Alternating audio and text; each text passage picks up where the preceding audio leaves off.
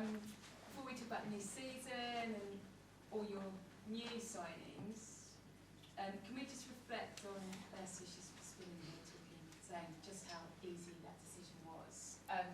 Is she perhaps the most important signature you got over the past few months for what this club wants to do going forward?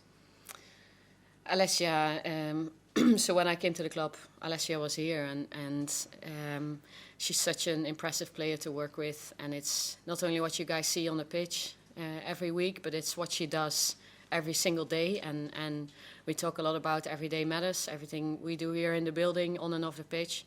And she invests so much. So you can see all the work she puts in and how it comes out in games. And we're just so proud she's part of Arsenal. And I'm very happy I get the chance to work with her. And also very happy that she extended the contract. Where can that talent go? Where can you build on her? How good can she be? Where are the areas that she needs to go again? Yeah, so all the details obviously will stay with us, but we actually had a meeting yesterday. We tried to look at her holistically, so from all aspects of her game, and there's so many things to it, but there's details that we want to stretch her on. Obviously she's on a very high level, but there's still some details we see from all different directions that there's a couple of percentages to win, and that's what we're going after. And when we look at some of the other new signings, I mean, you spend £1 million+, you're going to get headlines. How's Liv Smith settled in? And what do you like about her? Where's she going to give you your added difference next year? Of course, we're very proud of the way we play our football, and it's very important to us. Also, it needs to be very purposeful, and it needs to lead to the wins. That's why we play, and that's the case when you represent Arsenal. What we think is that Olivia can add to that. She can add new layers to our game.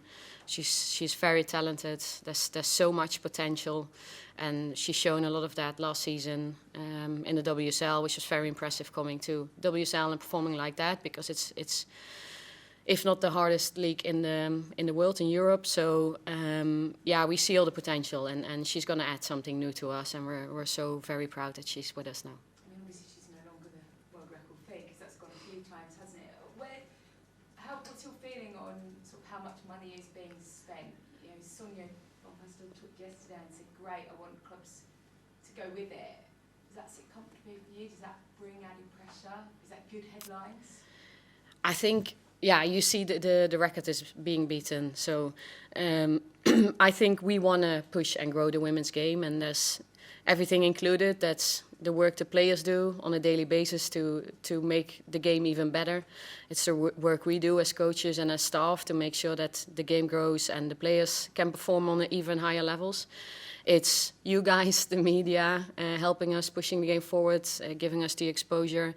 It's everything, and investment is always going to be key, and I'm really happy that you can see that on all different levels. So yeah, I'm just very happy that the game is growing. And when you look at your opponents tomorrow and the kind of model they've gone about assembling their side, it's entirely different to what you've done here and what this club have done. I mean, how do you perceive that? Is it a good thing? Are you fascinated to see how it goes? I mean, we all sit there and think that we can be managers, and someone has pretty much sat there and gone, quite like them, and I quite like them, and I quite like them. And how does it play out? Yeah, we'll see. That's the unknown, huh? It's new. Of course, they've had their season in the WSL too. This is also new for them, and it's new for us, and that's part of the challenge for us on Saturday. There's a lot of unknowns. Of course, we've seen them play last season, and we have a good idea of who they are and what they are, but at the end of the day, we haven't played against this team because it's very new with a lot of new players. So just as many unknowns for me as for you, I guess. But of course, we're very happy, and it's an exciting project. So the more investment, the better to grow the women's game. And just finally, we know that the league's been competitive, but for those outside that see the same winners 6 times in a row, they do question that. Is that going to go this season, do you feel? Do you feel what you did last season sets you up to end that kind of league domination? There's zero guarantee, because I think what we achieved at the end of last season, there was so much work put into it. And if you look back at the season we had, there were so many challenges that we had to overcome on the way, and nothing, or a lot of things weren't perfect. But then you end up at the end of season winning a Champions League. So that also brings us a lot of clarity somehow on you will go through different phases in a season, and not everything has to go and be perfect, but you have every single day ahead of you to be able to make the best out of it, and things are possible. So what we learned is that we have belief in what we do. What we also learned is that we need to be very humble, and there's no guarantees. We just need to understand that what we do, what we put in every single day can lead to something, but still there are no guarantees, but we'll do everything we can. Tim. Hi Renee. I wanted to ask first about Lia Walt. I don't think you have to know very much about football to watch it very closely to understand the quality of the player. I think that's very obvious, but I wondered if you could talk a little bit about the person and the leader, and obviously respecting the privacy of the conversations you've had with her, just what a loss she'll be on that side to Arsenal. When I came to Arsenal, in my role as an individual development coach, she was one of the first players I got really close with, because she invests a lot in her own game and in her own development. So she started to send me messages and clips and wanted to review things. So we very quickly built a strong relationship, and I think that says everything about Wally, how she wants to take ownership of things, and how self-reflective she is. She cares for everyone and everything, so that's a big strength, and that's of course a loss for the team, because she was in a lot of things she could see the small details, and she wants to see every single person, and that's a big strength of Wally. And if you look at leadership and players, I think everyone carries leadership, but if you look at the squad, then of course that's what she was bringing us off the pitch, and that was really strong. And so that will be a loss for us, but there's a lot of other personalities and strengths in the team as well who will pick that up. But she was an incredibly valuable member of the squad. And can I ask a question more overall about midfield? Because I mean, it strikes me that, like, when it came down to it in the biggest games, you played Kim Little and Mariana, neither of whom are like what people would consider natural sixes, and Leah was probably the most defence-minded, naturally defensive-minded of the midfielders left. It strikes me you have a more fluid interpretation of midfield, and I think a lot of fans are curious about how maybe some of that will play out, and what your kind of vision of a midfield is without, like, again, what people would consider a proper number six. Interesting. I believe in the defensive discipline is huge for us. It's very important, and it's one of our big pillars. So it's very important. That's something we build our game on. But that role is to play for every single player on the pitch. So it's not only one role that will do that for us. Every single player at this level, playing for Arsenal, you have to be able to contribute in the attacking game and in the defending game. So that's what we ask from every single player. What we think is very important, that we have a structure on the pitch that will always balance us and gives us cover on the areas in the pitch. And like I said, that's every player's responsibility. And Wally was really good at those things, of course, but we also see that we have a lot of players in our squad in midfield that can do that, and the structure of the whole team together can make sure that works. Thanks. Hi Renee, nice to see you. You were talking about investment before. I just want to go back to kind of the transfer window a little bit in terms of the timing of the window shutting the evening before the opening game in the WSL. I found it quite distractive. I don't know whether you found it quite distractive. Would you have liked to have seen that window shut a bit earlier? Good question. I think it looks different in all different leagues. Certain leagues have already started while the window is still open. Well, it's part of it's the rules that we'll have to play with. It's part of it. But I think for us it was really important to early have a good idea of how we wanted to build the squad. And I think across the club with everyone involved, we did a really good job being very proactive and early with what we wanted to achieve. And like I said, I'm really happy with the squad that we have. Team news, is everyone available? Yes, apart from Leah Williamson. Hi Renee, sorry to go back to Alessia, but when it was announced, one of your quotes whole, she helps the kind of team culture as well. And I was just wondering if you had any examples how she does that, behind the scenes. Yeah, there's many. Let me think. There's so much. It's small things, but if there's something that's not clear to her in a unit meeting or in a team meeting, she wouldn't walk out of the room not knowing what's expected of her. So she would always take ownership. And I think in that sense, she's a role model. She role models a lot of good behaviors on the pitch as well. She always trains with intent and purpose and with concentration. So and that's important for us. And she leads the team in that way. Yeah, on that, so when she first signed, Jonas mentioned she asked a lot of questions. Is that something you found when you were in that individual development coach role, and even now? Les worked very closely to Kelly all that time. So I didn't work so much with Les at the time. But like I said, she would ask questions if there's unclarities for her. And she's always very open to feedback. She always, like I just said, she wants to find those percentages in her game that will make her better and make the team better. She's very aware and open and humble about it. So. Okay. Hi Renee. Beth Mead, there was interest in her this summer. Obviously, she's still there. Can you just explain what her value is to your team and why she is still there? To me, it's very important that all players feel for what you're a part of and feel for the project and feel for the club and that you're proud representing the club. And I think Beth is very important because we want to connect to our history as well and we want to understand where we come from and what we're a part of. And Beth understands that and she is part of that because she has been at the club for many years. So she means so much to us in that sense. And then also, of course, from a football perspective, she brings certain qualities that are very important to us. Catherine?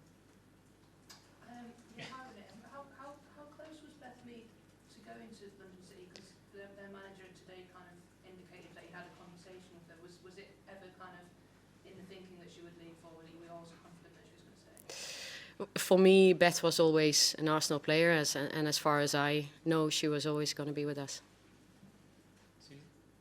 Yeah, I wanted to ask you about how you're feeling, because obviously when you come in to this role last season, sort of after the season started, the results haven't gone the way the team would have liked. You're getting to start this campaign afresh, you've had a full pre-season, this is your first full season as Arsenal head coach. Like, how have you been feeling about the group, and like, how are you feeling you've developed in the last year? A lot. Yeah. So there's been so many learnings for me. But I feel we're in a really good place. I think as a group of staff and players, we've tried to tackle everything that we think will impact us in the season early. So we set a foundation during pre-season and we've done a lot of good work, I think, together. So it's been a great period, and it wasn't easy because we started early in mid-July, and then we had different groups of players dropping back in after the Euros. So we had to integrate everyone, and that's from a team cultural perspective. It's from a tactical perspective. It's physical, so that there was challenges. But I think everyone in staff and the players themselves have done a really good job. And especially the players that have been here and coaches, me included, from mid-July, we feel that we want to get going now.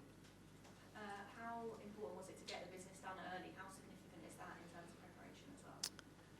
Yeah, no, very good. The earlier you have your players in, the better. So for us, it was good. So you give those players the time to integrate and understand the game model and connect with the team and staff and get used to the surroundings, the environment. So I think that's been very positive for us. Thank you. A few minutes left, Flo. Hi Renee, I just wanted to ask about Jenna Nicewanger. Obviously when she arrived, she came from a club where she was playing a lot and one of the key players there. She hasn't featured a lot since joining Arsenal. I'm just wondering what your ambitions were for her this season, what kind of role she's going to play this season.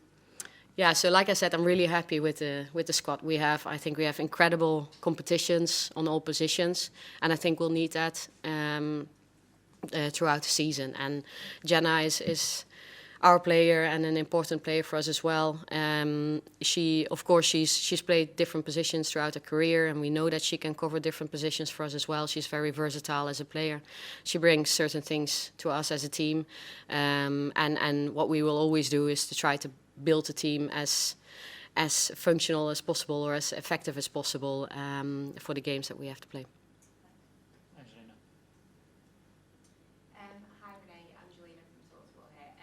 I spoke to Sonia Bonpastor last week, and she was saying that because of the domestic treble, that everyone wants to beat Chelsea. But as European champions, I wanted to ask, do you feel a similar level of pressure, if not even more of a bit of a target on your back? We always feel pressure, I think, for as long as I've been here. Also in the other role, I think when we play our games, opposition want to go out and try and beat us.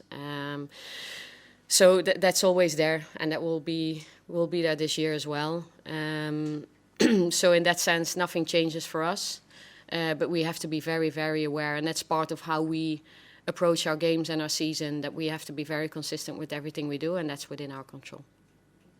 Aisha. Hi Renee, nice to see you again. Of course the Euros final featured a number of your players. I was just wondering if you could share a bit of an insight into how you were watching, were you cheering? Of course you had players on both sides, but equally you must have been really delighted with the Lionesses and being your players. Yeah, I think all Arsenal players had good tournaments, so it was really, really good to see them in other environments with other players as well, sometimes playing different roles. So it was really good to see. What I try to do, because it's really hard as a coach, you straight away go and try to see the tactical ideas and see what teams do, what the trends are in football. I try to stay away from that, also because I wasn't there live watching the games. I was watching on TV and try to get another experience with the football. Try to stay away from the tactics and just see the game as a little bit as a fan and as anyone else sees it, because I think that gives me new perspectives, or the perspectives that I need and want as well. And in season, of course, I watch games differently, but that was a good thing for me to watch it in a different way. Last quick one from you, Helen. Yes. This morning, Jocelyn Pressure said when I asked him about when they're going to play, he promised 95 minutes of joy.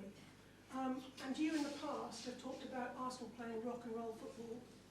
And tomorrow it's going to be absolutely lovely weather. I heard it on the radio coming up here. So is there any possibility you might have overbuilt this fixture tomorrow? Or can we expect fireworks? I think when I spoke about rock and roll football, it was more about the opposition. But of course, it takes two to tango.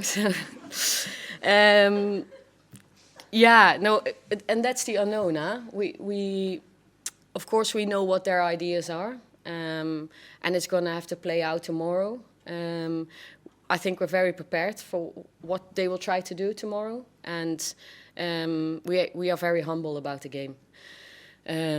So hopefully, and I agree with their coach as well, that we want it to be joyful because we want to deliver a good product for everyone. So that's what we try to achieve together. But of course we go out there trying to play our game the Arsenal way and make that lead to wins as well. School prediction? We leave it there. We leave it there. Thanks, guys. Thank you. Good luck tomorrow.